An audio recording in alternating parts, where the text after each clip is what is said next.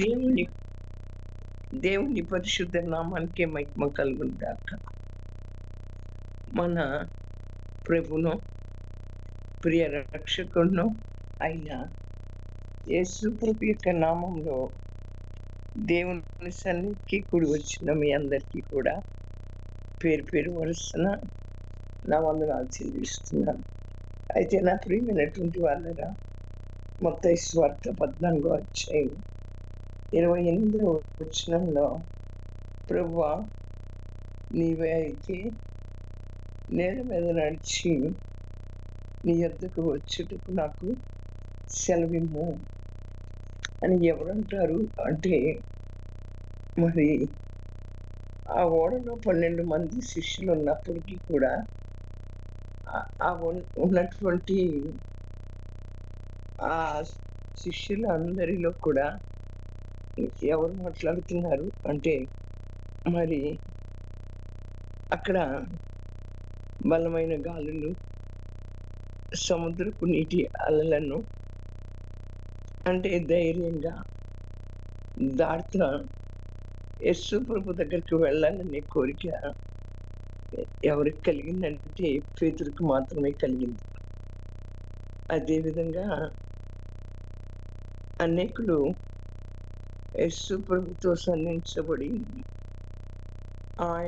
ఆయన యొక్క ప్రేమ కలిగిన కృపను, మరి అద్భుతమైనటువంటి శక్తిని ఎరిగి ఉన్నప్పటికీ పేతురు వల్లే సాహసించి యేసు వద్దకు వెళ్ళాలి అనేటువంటి మనస్సు తక్కువ మందికి మాత్రమే కనపడుతుంది. ఎందుకని? అక్కడ నీళ్ళ మీద నడిచి వెళ్ళాలి కనుక.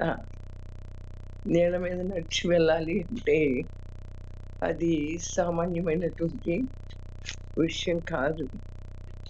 మనం ఎంత ప్రేమించినప్పటికీ కూడా మరి నీళ్ళ మీద నడిచి యేసు ప్రభు దగ్గరికి వెళ్ళటానికి మనం సాహసం చేయగలిగిన వారమై ఉండాలి. అలాగే చూసాను నా ప్రేమిన వాళ్ళ 12 మంది శిష్యుల్లో ఒక పేతురుకు మాత్రమే ఆ ఆలోచన వచ్చింది. అయితే మరి ఎందుకని యేసు ప్రభు దగ్గరకు వెళ్ళకుండా నిలిచిపోవటానికి గల కారణం ఏంటి? సముద్రం చాలా భయంకరంగా ఉంది, అలలు చాలా భీకరంగా ఉన్నాయి అని అక్కడ మనం సాకులు చెప్తాం. ఎందుకు ఈ పేతురు ఒక్కడ మాత్రమే ఆ నీళ్ళ మీద నడిచి యేసు ప్రభు దగ్గరకు వెళ్ళాలనుకున్నాడు, మిగతా వాళ్ళు ఎందుకని అనుకోలేదు అంటే, అక్కడ ఆ గాలులు మాత్రం బలంగా వీస్తూ ఉన్నాయి, అలలు మాత్రం బహు భయంకరంగా ఉన్నాయి అని వాళ్ళు సాకులు చెప్పొచ్చు. అయితే మరి నిజమైనటువంటి క్రైస్తవ జీవితం నీళ్ళ మీద నడిచేటువంటి జీవితమే కానీ సుఖంగా పడవలో ప్రయాణం చేసేది లేక సముద్ర తీరంలో మరి ఎండలో చలి కాసుకునే అనుభవము కాదు. కాదు, నిజమే. అవును నా ప్రియమైనటువంటి వాళ్ళరా, నిజంగా మన నిజమైనటువంటి క్రైస్తవ జీవితం నీళ్ళ మీద నడిచేటువంటి జీవితమే. కానీ సుఖంగా పడవలో ప్రయాణం చేసేటువంటి జీవితం కాదు. సముద్ర తీరంలో ఎండలో చలి కాసుకునేటువంటి అనుభవం కాదు. అంటే ఇక్కడ ఏమర్థం అవుతుంది? క్రైస్తవ జీవితం సుఖంతో కూడినటువంటిది కాదు. క్రైస్తవ జీవితం ఎప్పుడు ముళ్ళ పంపే. అవును, మనం అనుకుంటాం, అందరూ అనుకుంటారు ఈ క్రైస్తవ జీవితం అనేటువంటి సుఖమైనటువంటి జీవితం అని చెప్పి అనుకుంటారు నా ప్రియమైన వాళ్ళరా. అయితే ఇక్కడ చూస్తే ఇక్కడి గాలులు చాలా భయంకరంగా ఉన్నాయి. వాటన్నిటిని కూడా ఎదిరించి ఆయన వద్దకు వెళ్ళాలని యేసు ప్రభు కోరుకుంటున్నాడు. చూడండి, ఈ యొక్క అలలు భయంకరంగా ఉన్నాయి. ఆ గాలులు కూడా భయంకరంగా ఉన్నాయి. వాటన్నిటిని కూడా ఎదిరించి ఆయన దగ్గరికి వెళ్ళాలని యేసు ప్రభు కోరుకుంటున్నాడు. నేలపై నడిచి నీ దగ్గరకు నీ దగ్గరకు రావటానికి నాకు సెలవిమ్ము అని పేతురు అడిగినప్పుడు యేసు ప్రభు ఎంతగా సంతోషించి ఉంటాడు. రమ్ము అని మధురంగా యేసు ప్రభు జవాబిచ్చారు. పేతురు అసలు ఏమాత్రమో ఆలస్యం చేయకుండా లేచి పడవలో నుంచి బయటికి వచ్చి యేసు ప్రభు దగ్గరకు వెళ్ళటానికి నీళ్ళ మీద నడిచాడు. అవును నా ప్రియమైనటువంటి వాళ్ళరా, ఎప్పుడైతే పేతురు అడిగాడో ఆ నీళ్ళ మీద నడిచి నీ దగ్గరికి రావటానికి నాకు సెలవు అని యేసు ప్రభుని అడిగినప్పుడు యేసు ప్రభు చాలా సంతోషించి నా దగ్గరికి రమ్మని చెప్పినప్పుడు అక్కడ పేతురు గబాలన అంటే అసలు ఏమాత్రం కూడా ఆయన జవాబిచ్చిన తర్వాత అసలు ఏమాత్రం కూడా ఆలస్యం చేయకుండా ఏం చేశాడు, ఆ పడవలో నుంచి బయటకు వచ్చి యేసు ప్రభు దగ్గరకు వెళ్ళటానికి నేల మీద నడిచాడు.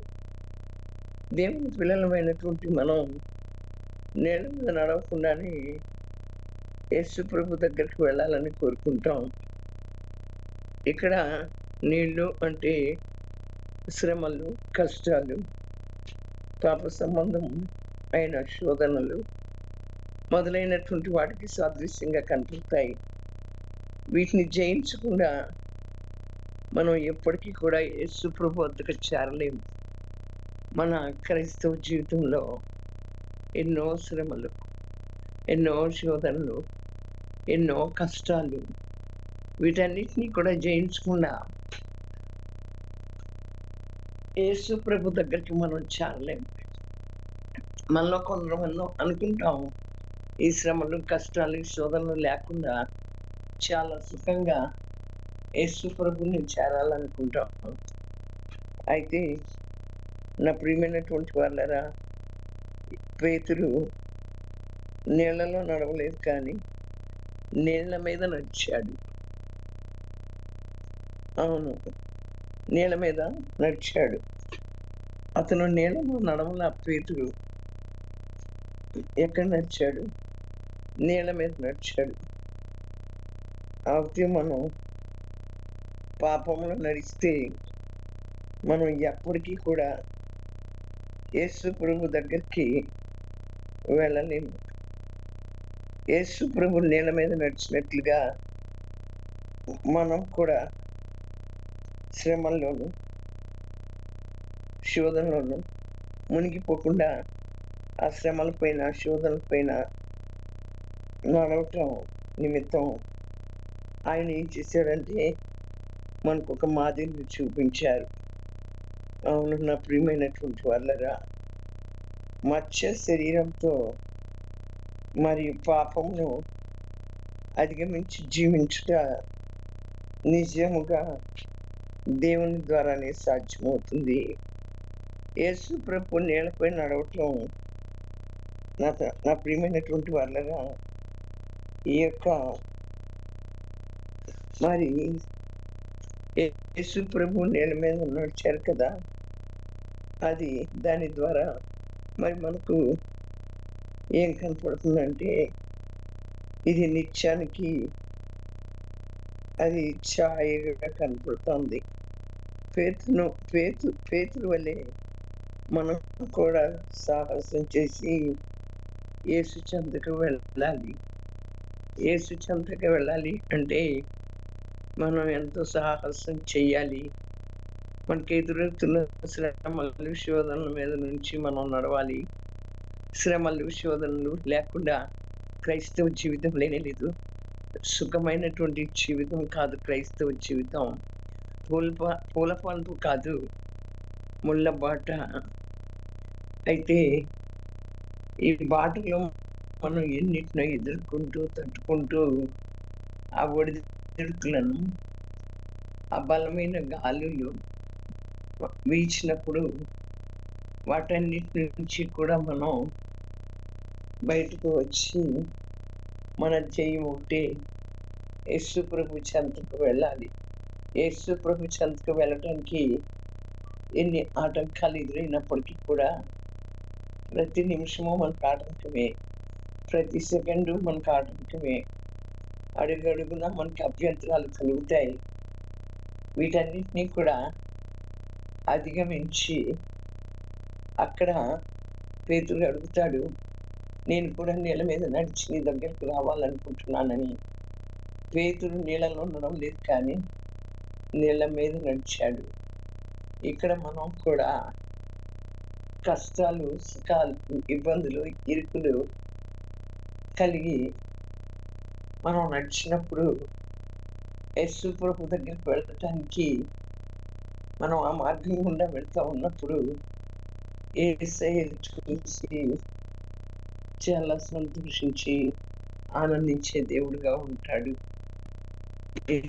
ఎందుకంటే ఎన్ని ఎదురైనప్పటికీ కూడా నా బిడ్డలు నా దగ్గరికి రావాలని వాటన్నిటిని కూడా లెక్క చేయక, వాటన్నిటిని అధిగమించి మరి నా దగ్గరికి చేరుకోవటానికి ధైర్యం కలిగి ముందుకు నడుస్తున్నారు అని.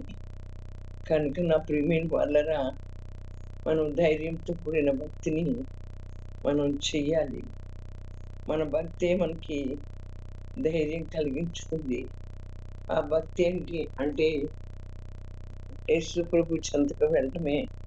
యేసు ప్రభు చెంతకు వెళ్ళటానికి ముందు మనం ఎటువంటి కష్టాన్నైనా, ఎటువంటి నష్టాన్నైనా, ఎటువంటి శ్రమనైనా, ఎటువంటి నిందనైనా దాని మీద గుండా నడవటానికి మనం ఇష్టపడాలి. ఇవన్నీ నాకొద్దు ప్రభువా, నేను సుఖమైన జీవితం కావాలి అంటే సుఖమైన జీవితాన్ని గడిపి మనం ఆయన యొద్దకు వెళ్ళలేం. అక్కడ ఆ పడవలో 12 మంది ఉన్నారు. ఆ 12 మంది అడగలేదు, కానీ పేతురు ఒక్కడే, నేను నీ దగ్గరికి నడిచి వస్తాను ప్రభువా అని అడిగాడు. ఈ లోకం చాలా చక్కగా ఉంటుంది. ఈ లోకాన్ని చూసి మనం దీనిలో ఉన్న రంగులు, హంగులు, దీని పొంగులు, వీటన్నిటిని కూడా చూసి చాలా అనుభవించాలి అని కోరుకుంటాం. అవును నా ప్రియమైన వాళ్ళరా, ఈ అనుభవించటం ఈ లోకంలో ఇంతవరకే పరిమితం. ఈ లోకం పాపభూయిష్టమైనటువంటిది కనుక ఈ పాపభూయిష్టమైనటువంటి ప్రతిదాన్ని కూడా మనం అనుభవించాలి అని మనలో ఆలోచన రావటమే తప్పు.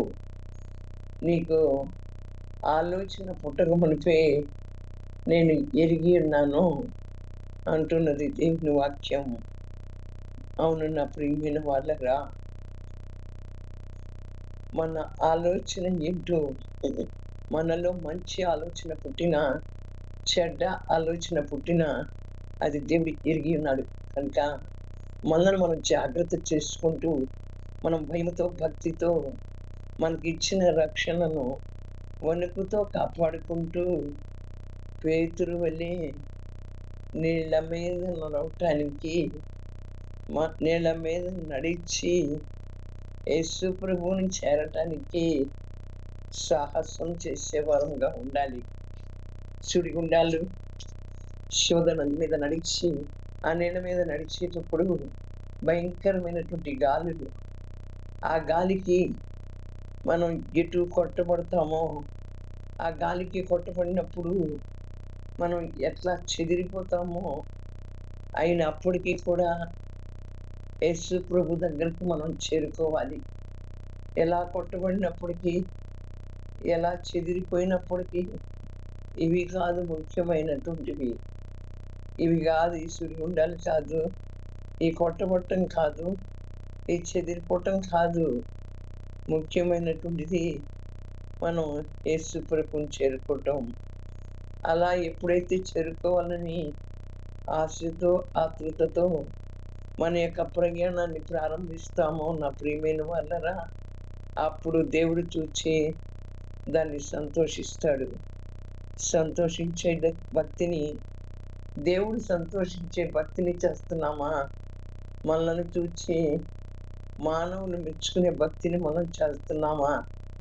మానవుల మెప్పు కాదు, దేవుని యొక్క మెప్పు కావాలి. ఆయన ద్వారానే మెప్పు, ఘనత, మహిమ మనకు కలుగుతాయని దేవుని యొక్క లేఖనం సెలవిస్తూ ఉంది. కనుక యేసు ప్రభుని మనం చేరటానికి ఎన్నైనప్పటికీ కూడా మనం సాహసించి ఆయనను చేరాలి, ఆయన చెంతకు వెళ్ళాలి. అవును నా ప్రియమైన వాళ్ళరా, ఎప్పుడైతే సాహసం చేసి ఆయన చెంతకు వెళతామో అప్పుడే మన భక్తి నిజమైనటువంటి భక్తిగా, ఆయనను మాత్రమే సేవించేటువంటి వారంగా, ఆయన కొరకే జీవించినటువంటి వారముగా, ఈ లోకాన్ని సైతం విడిచిపెట్టి, ఈ లోకంలో ఉన్నటువంటి వాటిని విడిచిపెట్టి, మన సుఖాలన్నింటినీ కూడా పక్కన పెట్టి ఆయన కొరకే జీవించేటువంటి వారముగా కనపడతాం. అప్పుడు దేవుడు మనల్ని చూసి సంతోషిస్తాడు నా ప్రియమైన వాళ్ళరా. కనుక మనం పేతురు వలె యేసు ప్రభు చెంతకు వెళ్ళటానికి మనం సాహసం చేయాలి. దేవుడి వాక్యాన్ని మన అందరి వినికిడిలో దీవించి ఆశీర్వదించి ఫలభరితం చేయనుగాక. అంతేకాకుండా యేసు ప్రభు చెంతకు వెళ్ళలేనటువంటి భక్తిని చేస్తే ఏమిటి లాభం? మన గురి ఏంటి? మన గమ్యం ఏంటి? మనం ఎక్కడికి వెళ్తాం? ఈ లోకంలో నా ప్రాణమా, తిను, తాగు, సుఖించు అనే రీతిగా ఈ లోకంలో మనం జీవించి మనం మరి ఎక్కడికి వెళ్తాం? నా ప్రియమైన వాళ్ళరా, మన కొరకు మరి అలాంటి జీవితం జీవించినప్పుడు మన కొరకు ఏమి సిద్ధపరచబడి ఉంటుందో మన అందరికీ తెలుసు. దాని నుండి తప్పించబడటానికే ఏ శ్రమలైనా, శోధనలైనా, నిందలైనా, ఆయన చెంతకు వెళ్ళటానికి అవమానాలైనా, వాటన్నిటి మీద నుంచి నడిచి ధైర్యంగా భయంతో కూడిన భక్తిని చేసి ఆయన యొద్దకు వెళ్ళటానికి మనం సాహసం చేసి ఆయనను మాత్రమే చేరుకోవాలి. దేవుడి వాక్యాన్ని మనందరి వినికిడిలో దీవించి ఆశీర్వదించి ఫలవంతం చేయనుగాక. ఆమేన్. పరిశుద్ధుడా, ప్రేమ స్వరూపి యేసయ్యా, మీకే స్తోత్రాలు. మా పట్ల మీ ఆలోచన అతి గంభీరముల ప్రభువా. మేమెందుకు పనికిరానటువంటి వారం ప్రభువా. మేము సుఖపడాలనుకుంటాం, కానీ ప్రభువా నీళ్ళ మీద నడిచి ఆ అనుభవం కలిగి నీ వద్దకు చేరుకోవటానికి అట్టి కృప మాకు దయచేయండి ప్రభువా. వినినటువంటి వాక్యాన్ని వ్యర్థంగా విడిచిపెట్టగా మా జీవితాల్లో వాక్యానుసారంగా ఆ నీళ్ళ మీద నడవటానికి కృప చూపించినందుకై మీకే స్తోత్రాలు. వచ్చిన ప్రతిబడిని పేరు పేరు వరుసన జ్ఞాపకం చేసుకున్నందుకై వందనాలు. ఈ సన్నిధి సంకేతులను 30 అంతలు 60 అంతలు 100 అంతలుగా విశాలపరిచినందుకై స్తోత్రాలు చెల్లిస్తూ త్వరగా రానైన యేసు ప్రభు యొక్క శక్తి కలిగిన నామంలో ప్రార్థించి పొంది ఉన్నాం. ఆమేన్. ఆమేన్. ప్రైజ్